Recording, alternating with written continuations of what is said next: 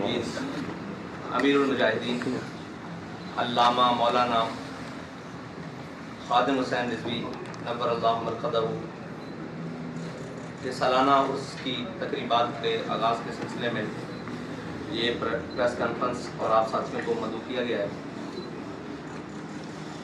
उनका नज़रिया, उनके दिए हुए अफ़कार इंशाअल्लाह आगाज़ होंगी और इंशाअल्लाह उसने अंजाम तक पहुँचेगी।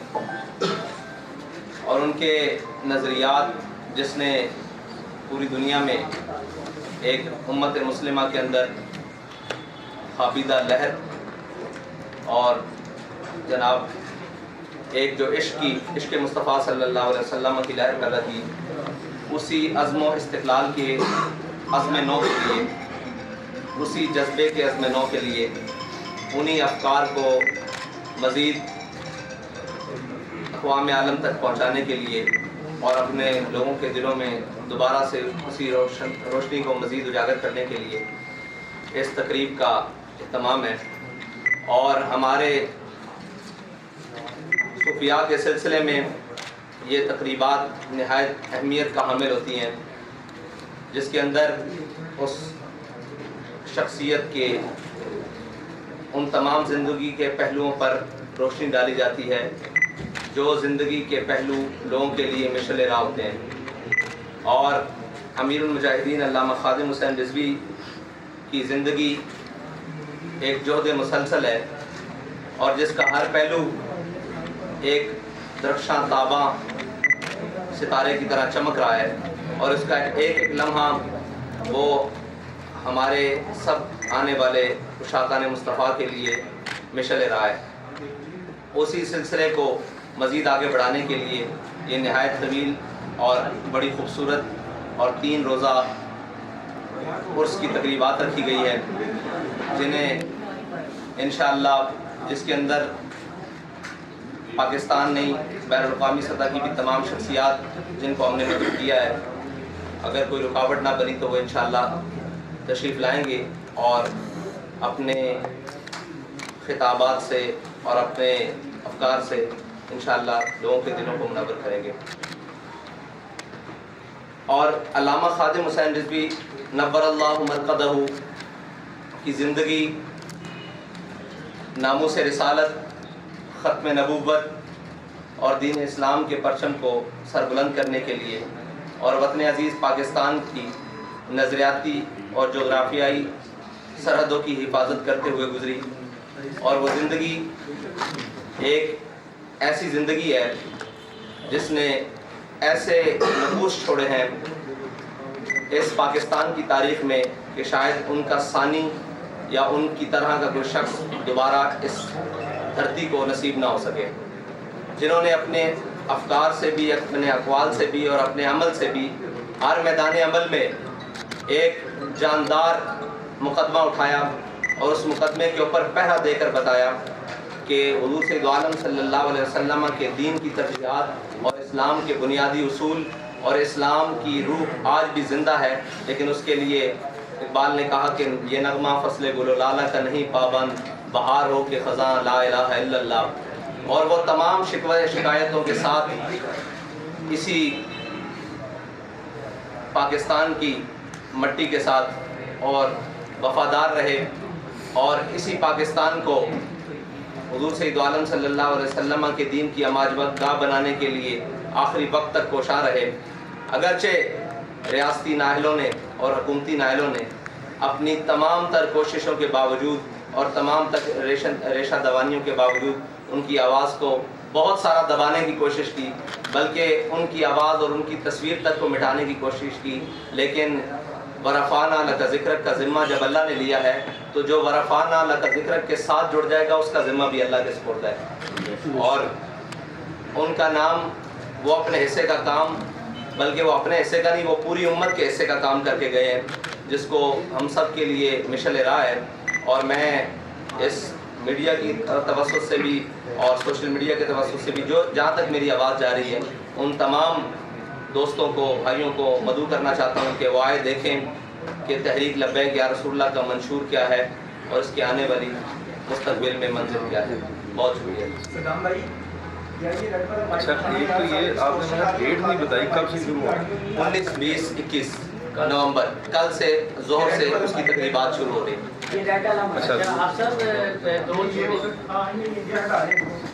اور صاحب تھوڑی سی بات ملکی سیاست پہ بھی کر لیں۔ جی اس وقت جو صورتحال ہے، مہنگائی، بےروزگاری، بجلی، پیٹرول، بے یقینی کی صورتحال ہے، سیاسی عدم استحکام ہے، ڈالر رک نہیں رہا، اس پہ آپ کی جماعت کا موقف کیا ہے؟ دوسرا ایک ساتھ ہی اس کے ضمنی سوال ہے کہ چیف آف آرمی اسٹاف کی تعیناتی عمران خان صاحب کہتے ہیں کہ جی یہ ایک حکومت نہیں کر سکتی، تو کیا آپ سمجھتے ہیں کہ وہ ٹھیک کہہ رہے ہیں کہ شہباز شریف کے پاس کوئی اختیار نہیں ہے وزیر اعظم کو تعینات کرنے کا؟ آپ نے ملک کے اندر مہنگائی، بے یقینی کی جو صورتحال کی بات کی ہے، وہ یہ ملک اسی وقت سیدھے راہ پر چل سکتا ہے جس مقصد کے لیے اس ملک کو بنایا گیا ہے۔ وہ مقصد تھا کہ ہم نے ملک بناتے ہوئے نعرہ لگایا تھا لا الہ پاکستان کا مطلب کیا، لا الہ الا اللہ محمد رسول اللہ، لیکن 70 سال اسی نعرے کے ساتھ غداری ہو رہی ہے۔ اسی نعرے کے ہم نے پس پش ڈال کر اس کے نظریات کو جہاں ہمارا دل کیا ہم نے بیچا، اور جس کا جو دل کیا اس ملک کے ساتھ کیا، اور جس ایک شخص نے جس نے بھی آیا اس نے اپنی نظریے کی بنیاد پر اس ملک کو چلانے کی کوشش کی۔ یہ ملک پاکستانی عوام کا ہے، یہ ملک اس میں بسنے والے 95% اسلامیان ہیں اور اسلامیان پاکستان ہیں، تو اس ملک کو جن نظریاتی بنیادوں پر حاصل کیا گیا تھا جب تک ان پر نہیں چلایا جاتا تو یہ ملک کبھی اپنے ٹریک پر واپس نہیں آ سکتا۔ اور دوسری آپ نے بات کی کہ آرمی چیف کی تعیناتی، یہ سوال پہلے بھی ہو چکا، ہم نے کہا تھا کہ یہ ان کے ادارے کا مسئلہ ہے کہ وہ جس کو آرمی چیف لانا چاہیں سینیرٹی کی بنیاد پر یا قابلیت کی بنیاد پر، یہ ان کے ادارے کا مسئلہ ہے۔ اگر اس میں حکومت کا اختیار ہے تو حکومت جو بھی موجودہ ہے اس کو چاہیے کہ وہ آرمی چیف کی تعیناتی کر دیں بس۔ اچھا آپ صاحب، دو مختصر سے سوال ہیں کہ یہ کہ آپ کی رہائی میں موجودہ سپہ سالار کا بڑا ہاتھ تھا، اب چونکہ وہ جا رہے ہیں الوداعی ملاقاتیں ان کی ہو رہی ہیں، مختلف کورس میں جا رہی ہیں، تو ان کا جو ٹینیور ہے اس کو حافظ صاحب رضوی، امیر لبیک کس ترازو میں دیکھتے ہیں؟ کیونکہ آپ کی بات، آپ کی اسٹیٹمنٹ بڑی معنی۔ اور دوسرا یہ سوال کا جواب لینے ایک ہی کافی ہے آپ کا سوال، ہر دفعہ آپ بہت سارے لے لیتے ہیں۔ نہیں، جتنا بھی سخت ہو جواب لے لیں۔ تحریک لبیک پاکستان کی بحیثیت امیر آرمی چیف کا ایک ذرے برابر بھی کردار نہیں ہے۔ تحریک لبیک پاکستان کے بحیثیت امیر سعد رضوی کی رہائی میں سارا کردار تحریک لبیک کے کارکنوں کا ہے، ٹھیک ہے جی۔ دوسری بات یہ ہے کہ آپ نے دوسرا سوال، دوسرا اس تناظر میں تھا جو ان کا ٹینیور کیسا ہے، ٹینیور سپہ سالار اور آج سرحدوں کی حفاظت کے لیے معیشت کو بہتر بنانے، نہیں وہ تو بڑا عجیب ہے، کشمیر کی فروخت اسی ٹینیور میں ہوئی ہے، یہ اتنا بڑا کلک ہے کہ جس کو کبھی وہ شاید اپنے ماتھے سے دھو نہ سکے آگے سے۔ اچھا اب جب یہ بتا دیں کہ اس وقت تمام جو مذہبی جماعتیں ہیں وہ سودی نظام کے خلاف جو ہے وہ جدوجہد کر رہی ہیں، تو حکومت اب ختم کرنا چاہ رہی ہے، تو یہ سنجیدہ آپ کو نظر آ رہی ہے کہ یہ کوئی بیچ میں کچھ اور ہے؟ اگر حکومت سنجیدہ ہوئی تو اس کی سنجیدگی سامنے آ جائے گی، ابھی تک تو بیان بازی کی حد تک ہی ہے، ہم اس وقت کا انتظار کر رہے ہیں۔ اندر کی باتیں بہت جانتے ہیں، کیا جنرل باجوہ واقعی جا رہے ہیں؟ کیا جنرل باجوہ واقعی ریٹائر ہو رہے ہیں مجلس سے؟ میرے علم میں اس بات نہیں ہے کہ وہ ریٹائر ہو رہے ہیں، نہیں، اگر ان کی مدت پوری ہو رہی ہے تو وہ ریٹائر ہو رہے ہیں۔ مولانا صاحب گزارش یہ آپ یہ بتائیے گا، آپ کی اس کی جو تقریبات ہو رہی ہیں کیا اس میں علامہ آصف جلالی کو بھی آپ نے دعوت دی؟ ہم نے صلاح عام ہے یاران نکتہ دان کے لیے پورے عالم اسلام۔ آپ صاحب پی ٹی آئی کی گورنمنٹ کی جانب سے یہ پی ٹی آئی کی جانب سے موقع اختیار کیا جا رہا ہے کہ وفاقی حکومت امپورٹڈ ہے، اس کو بیرونی مداخلت کے ذریعے آئی ہے، کیا آپ بھی سمجھتے ہیں وفاقی حکومت امپورٹڈ ہے؟ اور دوسرا وہ ان کا یہ ہے کہ فوری الیکشن کروایا جائے، کیا آپ فوری الیکشن کے حق میں آپ بھی چاہ رہے ہیں کہ فوری الیکشن ہو؟ میں تو 70 سے بعد بننے والی تمام حکومتوں کو امپورٹنٹ کہتا ہوں، اور سمیت عمران خان کے۔ اچھا ہم سب یہ بتا دیں الیکشن کے حوالے سے آپ بھی حمایت کرتے ہیں کہ فوری الیکشن ہو؟